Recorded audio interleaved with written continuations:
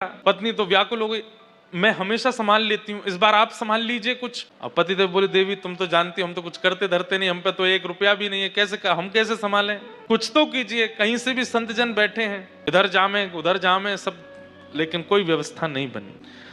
बहुत देर हो गई तो संत समझ गए कि यहाँ कोई व्यवस्था नहीं है, संकोच में ये हमसे बोल नहीं रहे हैं। संत जन अपने आसन लेके उठ गए, बोले बिटिया फिर कभी आएंगे, आज के लिए जय सिया राम कह करके चले गए। लेकिन आज इतने वर्ष बाद आज उसको बड़ी ग्लानि हुई और अपने पति से लड़ने लगी। आज आप भी अगर कुछ काम धंधा कर रहे होते तो घर की इतनी बुरी स्थिति नहीं होती। मैं घर घर जाती हूँ, रोटी बनाती हूँ, पगार मिलती, घर चलाती हूँ, बच्चों को पढ़ाती हूँ। अगर आप भी कुछ कर रहे होते तो कम से कम इतनी व्यवस्था तो होती कि कभी संत महापुरुष आ जाएं तो प्रसाद पवा दें।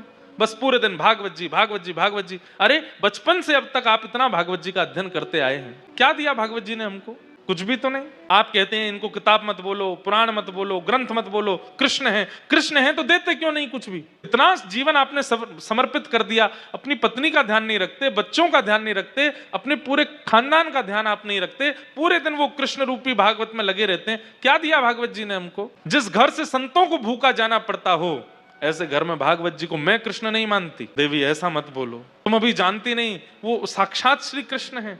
मैं जब अध्ययन करता हूं मुझे नृत्य करते हुए बोलते हुए श्री कृष्ण दिखाई देते हैं। तो ऐसा है, फिर आज एक काम कीजिए। बोले क्या? अपनी उठाइए भागवत जी और चले जाइए, घर में संभाल लूंगी, बच्चों को मैं संभाल लूंगी, सर्वस्व आपकी भागवत जी हैं। जिन भागवत जी के कारण हमारे पति की स्थिति ऐसी, संतों को भूखा जाना पड़े, मैं उनको घर में नहीं रखने दूंगी। इतनी बड़ी बात हो गई। पत्नी के इतना बोलने पर पतिदेव बोले, दुनिया कृष्ण को घर में बुलाती है, तुम घर से निकाल रही हो? देवी इससे ज्यादा अब मैं सुन नहीं सकता, अब तुम रहो अपने बच्चों के साथ प्रेम से, मैं चलता हूं। अपनी पोथी उठाई और रोते बिलखते ब्राह्मण देवता मेरे कृष्ण हैं, मेरे ठाकुर जी हैं, हृदय से लगा करके निकल गए। गंगा के तट पे जाके बहुत रोए, बोले मुझे कुछ भी बोल देती, मेरे को मार भी दे, पीट भी दे, मैं सह लूंगा। हे ठाकुर जी, हे भागवत जी, आपके लिए क्यों कहा? मुझसे ये सहन नहीं होता। प्रबल प्रेम के पाले पड़कर हरि को नियम बदलते देखा, अपना मान टले टल जाए, पर भक्त का मान न टलते देखा।